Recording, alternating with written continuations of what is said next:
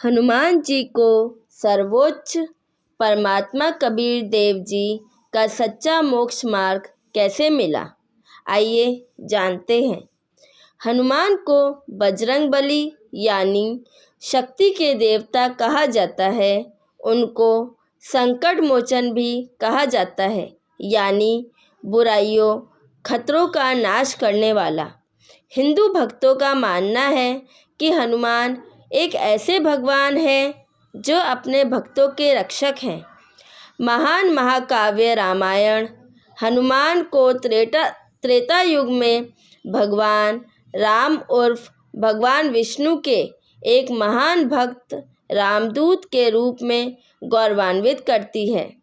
हनुमान एक दिव्य वानर थे जिन्होंने विष्णु अवतार राम की मदद की, उनकी पत्नी सीता की खोज करने और रावण की कैद से उसे छुड़वाने में।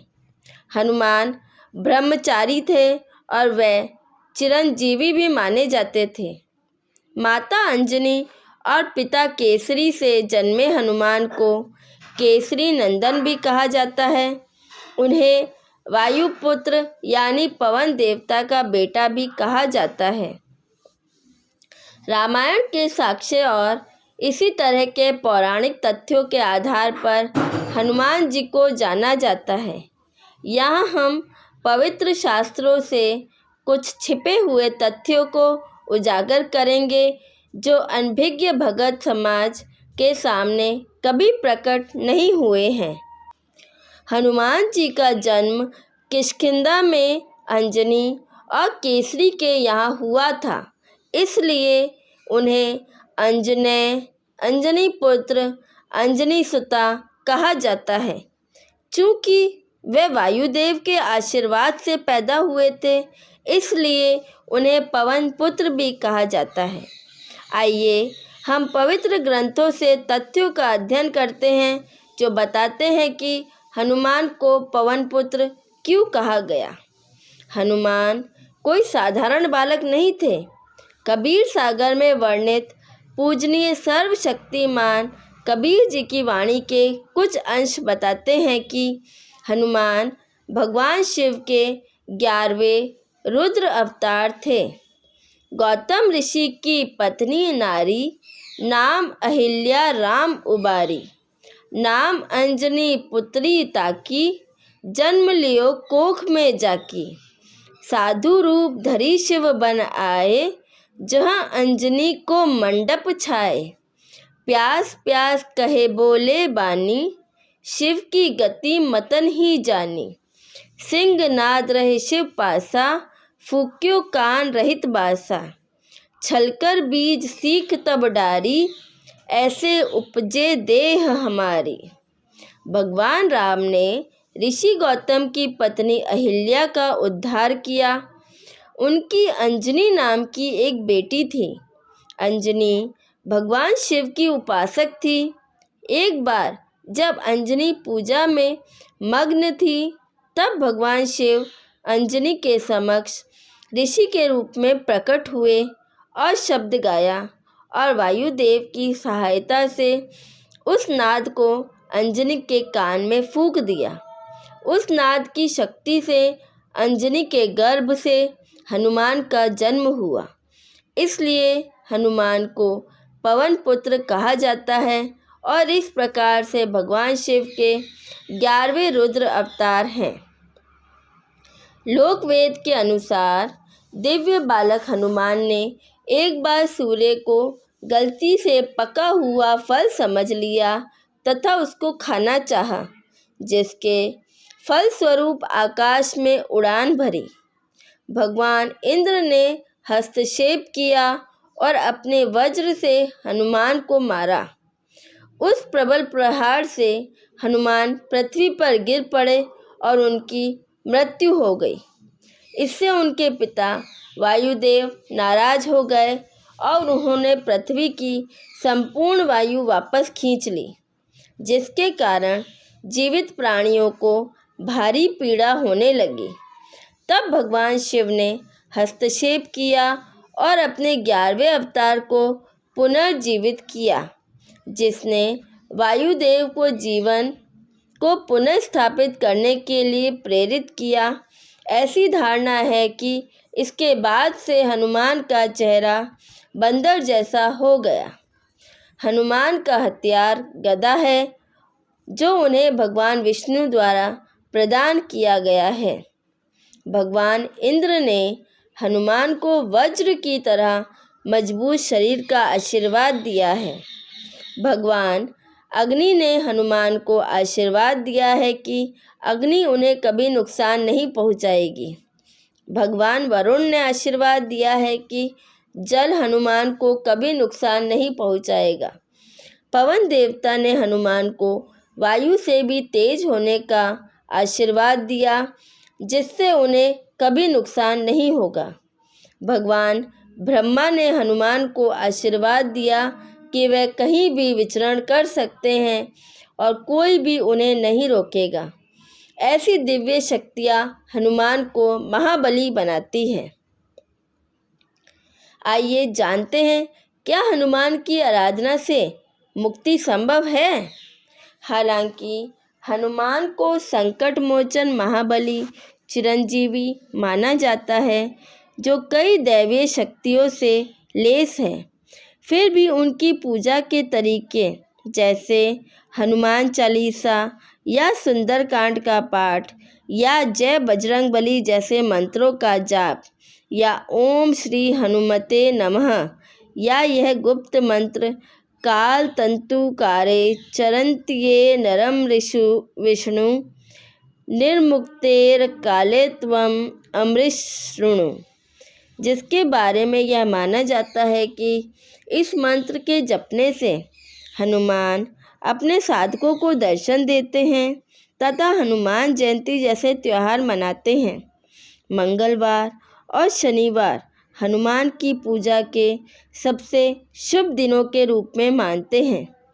हनुमान की पूजा करने के बारे में किसी भी पवित्र शास्त्र में कोई सबूत नहीं मिलता है। यह मनमानी पूजा है जो श्रीमद् भगवद गीता में व्यर्थ बताई गई है। ऐसी पूजा जो शास्त्रों में निषेध हो, वह आत्माओं को काल के जाल से मुक्त नहीं कर सकती। ऐसी भक्ति करने से साधक स्वर्ग, नरक और 84 लाख प्रजातियों के जीवन को ही प्राप्त करते हैं। वे मोक्ष प्राप्त नहीं करते तथा जन्म और मृत्यु के दुष्चक्र में ही फंसे रहते हैं। श्रीमद् भगवद गीता में यह प्रमाण है कि भगवान ब्रह्मा, भगवान विष्णु, भगवान शिव जन्म लेते और मरते हैं, वे अमर नहीं हैं। इससे सिद्ध होता है कि उनके अवतार और भक्त कैसे मुक्त हो सकते हैं। पवित्र शास्त्रों के प्रमाणों की अनदेखी किए बिना हनुमान के भक्तों को इस तथ्य को स्वीकार करना चाहिए कि हनुमान की पूजा से मुक्ति संभव नहीं है। अब सवाल यह उठता है कि मोक्ष कैसे प्राप्त करें। पूजा के मार्ग में और मोक्ष पाने के लिए सर्वप्रथम गुरु धारण करना आवश्यक है। हम पवित्र धर्म ग्रंथ के माध्यम से यह जानते हैं कि हनुमान जी के गुरु कौन थे। एक गुरु अपने भक्तों का सच्चा उपदेशक होता है, जो पूजा करने का सही तरीका प्रदान करता है, जिससे साधक मोक्ष प्राप्त करने के योग्य हो जाते हैं। लोग जानते हैं कि ऋषि मतंग हनुमान के गुरु थे और सूर्य भी, जिन्होंने उनके जन्म में महत्वपूर्ण भूमिका निभाई थी। लेकिन पवित्र कबीर सागर के साक्ष्यों से सिद्ध होता है कि त्रेता युग में ऋषि मुनिंदर के रूप में दिव्य लीला करने वाले सर्वोच्च परमात्मा कबीर जी हनुमान के गुरु थे। सर्वशक्तिमान कबीर देव ने हनुमान को सच्चा ज्ञान प्रदान किया, उन्हें शाश्वत स्थान सतलोक दिखाया और सच्चे मोक्ष मंत्र प्रदान किए, जिनको जपने से हनुमान मोक्ष प्राप्त करने के योग्य बन गए। पवित्र कबीर सागर से प्रमाण लेते हुए आगे बढ़ते हैं। भक्त धर्मदास ने सर्वशक्तिमान कबीर जी से सवाल किया कि हनुमान तो भगवान राम उर्फ भगवान विष्णु के उपासक थे, फिर उन्होंने आपके सच्चे आध्यात्मिक ज्ञान को कैसे स्वीकार किया और आपकी शरण में कैसे आए? यह तो ऐसा था मानो पश्चिम से सूर्योदय हो गया। सर्वोच्च परमात्मा कबीर जी ने भक्त धर्मदास को पवन पुत्र हनुमान जी को अपनी शरण में लेने का संपूर्ण विवरण सुनाया, जैसा कि महान महाकाव्य रामायण के माध्यम से जाना जाता है। परमात्मा कबीर जी ने सुनाया कि सुग्रीव और हनुमान कैसे मित्र बन गए, भगवान राम द्वारा कैसे सुग्रीव का भाई बाली मारा गया था, शेषनाग के अवतार यानी लक्ष्मण ने शूर्पणखा की नाक क्यों काट दी, लंका के राजा रावण ने सीता का अपहरण कैसे किया था, सीता को लौटाने के लिए रावण को राजी करने के लिए हनुमान ने भगवान राम के दूत की भूमिका कैसे निभाई, हनुमान ने लंका के लिए उड़ान भरी और सीता जी से मिले और उन्हें भगवान राम की अंगूठी दिखाई जिसमें उनका नाम अंकित था। सीता जी ने बदले में हनुमान को सबूत के तौर पर अपनी शादी का कंगन दिया, जिससे भगवान राम को साबित किया जा सके कि हनुमान उनसे मिले थे। हनुमान ने रावण के 9 लखा उद्यान को कैसे नष्ट किया, जहां रावण ने सीता जी को बंदी बनाया था।